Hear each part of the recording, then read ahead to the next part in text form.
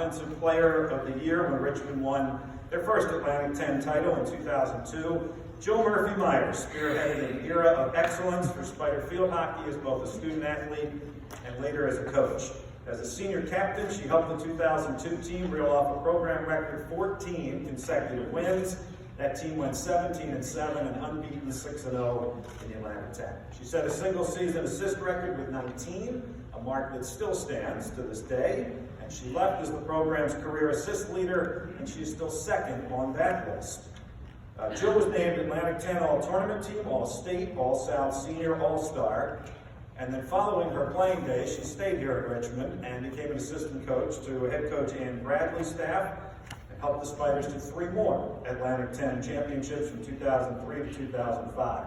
So in that 4-year span as a student athlete and a coach, Jill was a part of Spider teams that were 69-21, 25-0 in the Atlantic 10, and 8-0 in the Atlantic 10 tournament. She is my Philly friend, but she is more importantly a University of Richmond Athletics Hall of Famer. Jill Murphy-Myers. Jill.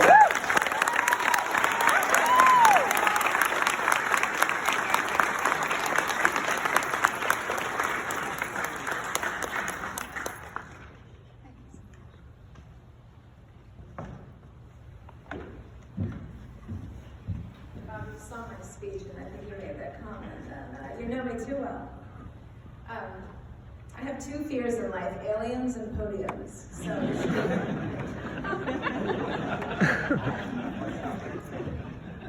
what Bob didn't mention is I scored 1 goal my senior year in the last game of the regular season against crosstown rivals VCU, and I think my eyes were closed when I scored it.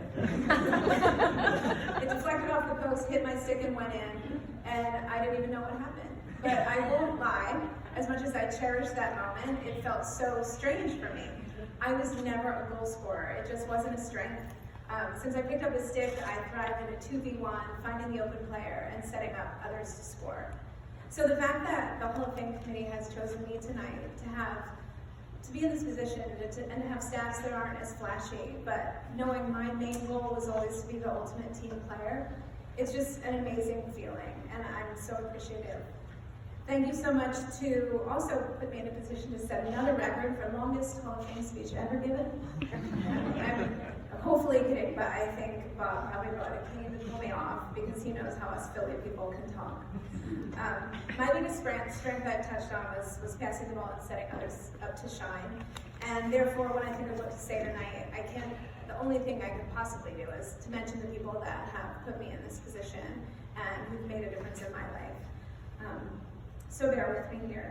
My parents, Dee and Dan, you saw strength early on, and you put me in a position to play any sport I wanted to play.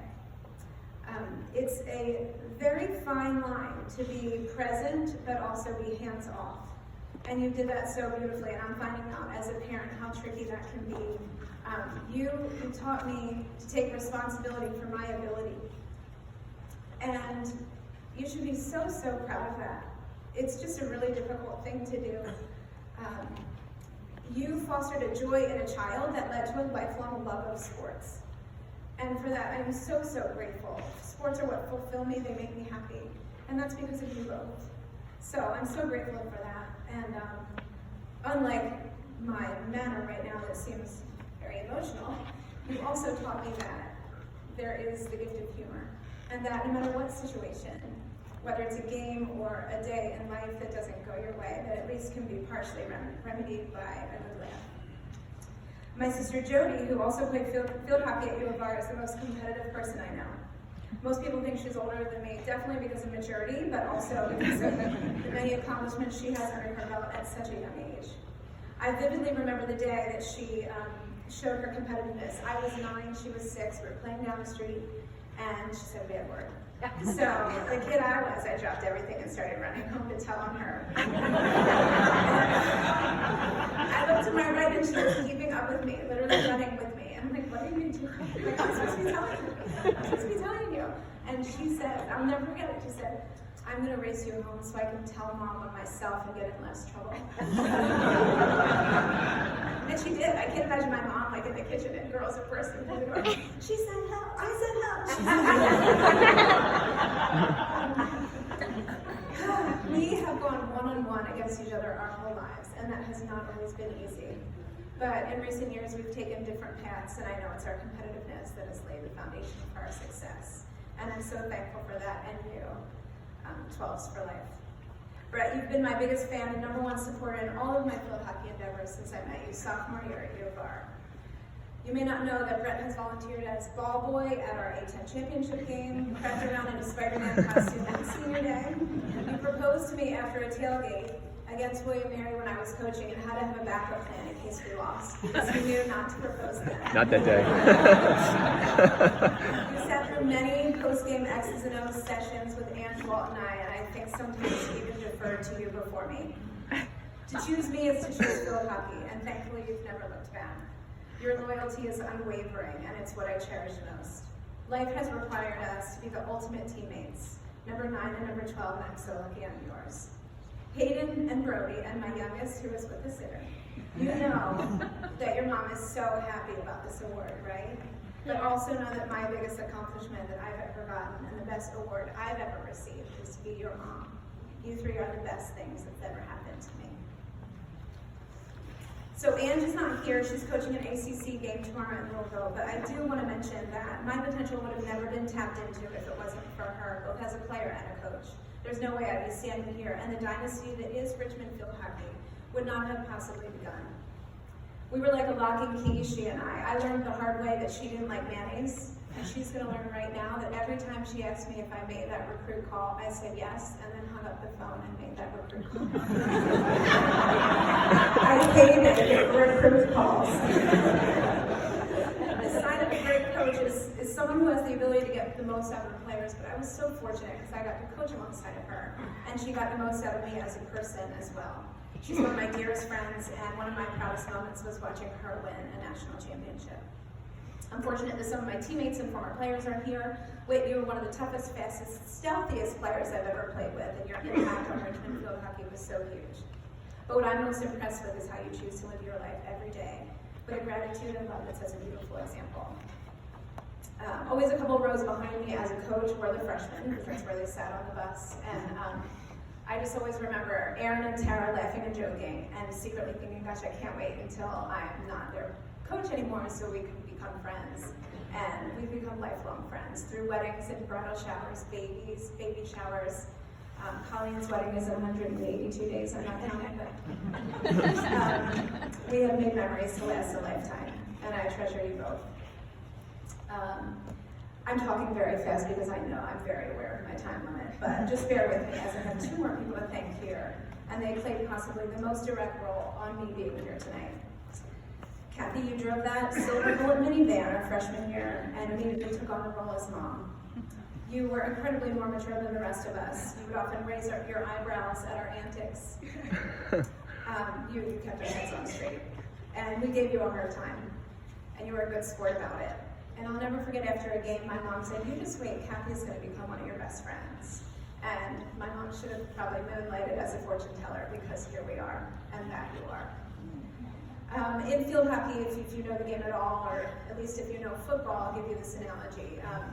There's something called a penalty corner, much like a field goal in football. Everyone does their role, and if it's executed well, then it results in a point for your team. And I was what's called a stick stopper, so I would be like a holder in football. And it's a mentally challenging role, not as much physically. And it would be quiet on the start, the ball would be about to be passed out. And every single penalty corner, which was many, I would hear Kathy's voice, and she would say 4 words, and kind of yell them so I could hear. And she would say, you got this, Jill. And what's so amazing is, you've been saying that long after the games have ended. Through the ebbs and flows of life, you have been my biggest cheerleader, constantly saying, you got this, Jill. And I don't know if I ever told you how much that meant. You went above and beyond as a teammate, and you go above and beyond as a friend. And for that, I'm so grateful and so inspired. So please know, always. And so the brightest light I want to shine tonight, and again, just bear with me, is on a person who isn't here. Sarah Elizabeth Myers. I'm Myers. I said that because I named my daughter after her, so I had Jade Elizabeth Myers.